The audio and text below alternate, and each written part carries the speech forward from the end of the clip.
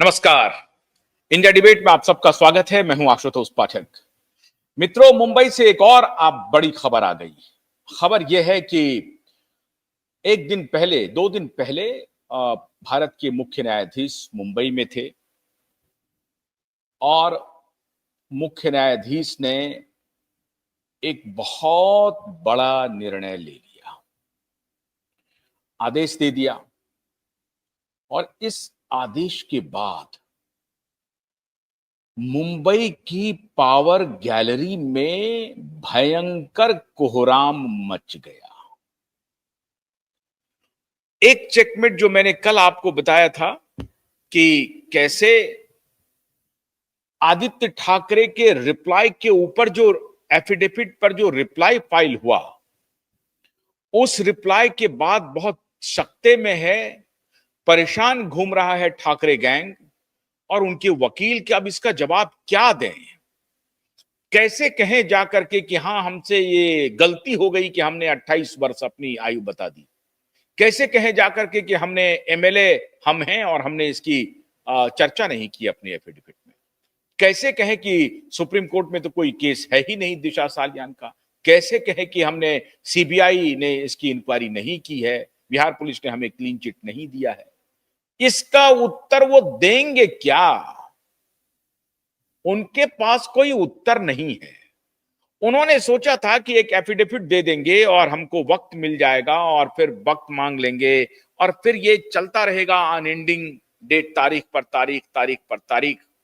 उन्हें इस बात का इल्म नहीं था कि उधर नीलेश ओझा की जो पूरी टीम है वो रात दिन इसी पर काम कर रही है कि एक तरफ वो डाल डाल तो हम पात पात कैसे चलें और उनको कैसे चेकमेट दें और इस केस को कैसे जीरोइन करें, नजदीक लाएं।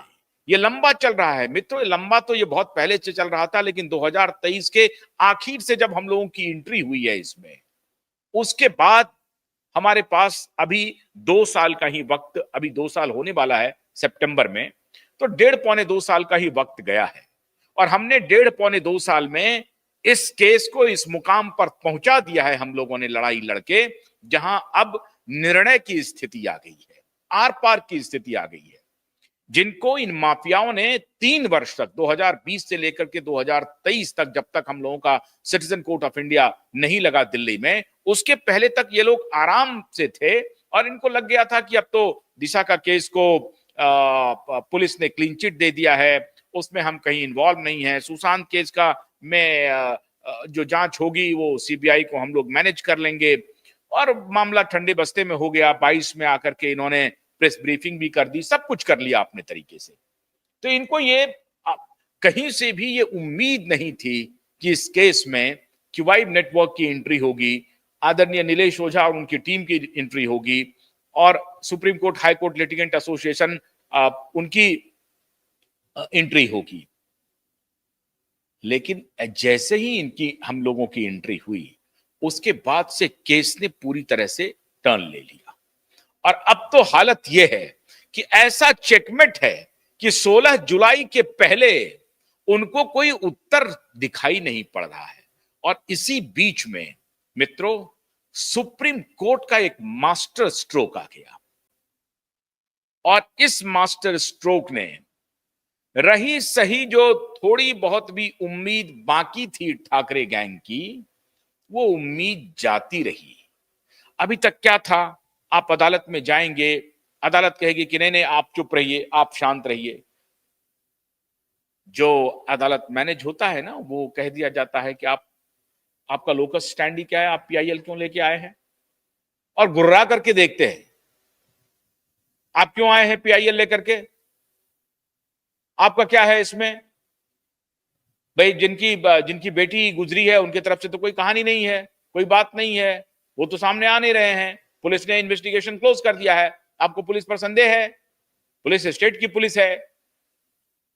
और इस तरह से डिमोरलाइज किया जाता है अदालत में। अब दुनिया देखेगी, अब वो डिमोरलाइज का खेल नहीं है। क्यों? पीआईएल के ऊपर तो आप कुछ कह भी सकते थे, हालांकि उस तब भी नहीं कहते क्योंकि केस लॉ हम लोगों के साथ पक्ष में खड़ा था।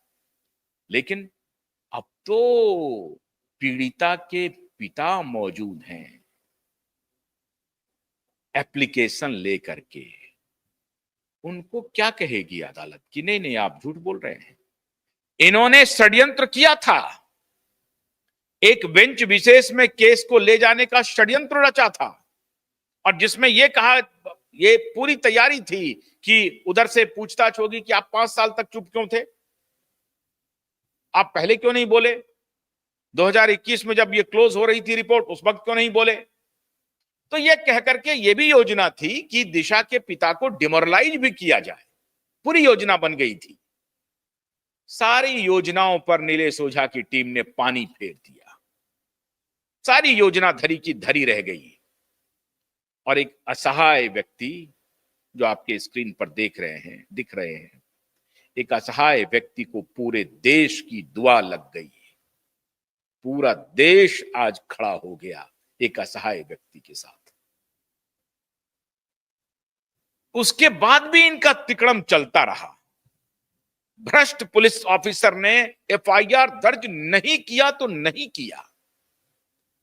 इनकी हिम्मत देखिए, इनका नाकारापन देखिए, सरकार की बेहूदगी देखिए, सरकार की बेशर्मी देखिए, सरकार की बेशर्मी देखिए।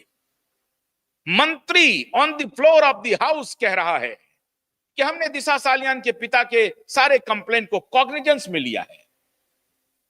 ये बेहूदगी नहीं है तो और क्या है, ये गुंडागर्दी नहीं है तो और क्या है, ये सरकार की तरफ से सत्य को दबाने की कोशिश नहीं है तो और क्या है।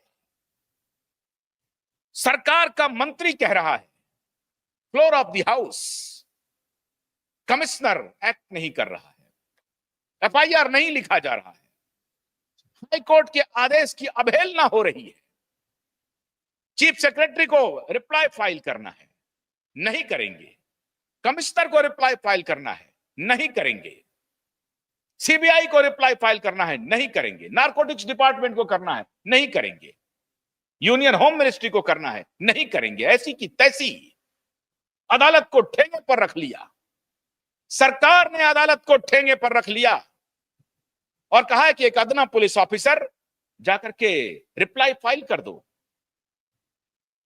अदालत को यह किसी भी सूरत में बर्दाश्त नहीं था।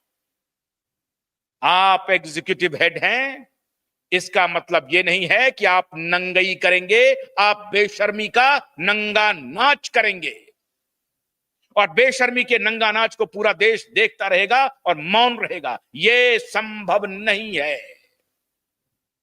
सुप्रीम कोर्ट का आदेश है, अदालत की सुनवाई लाइव होगी। दिशा सुशांत केस की सुनवाई लाइव होगी।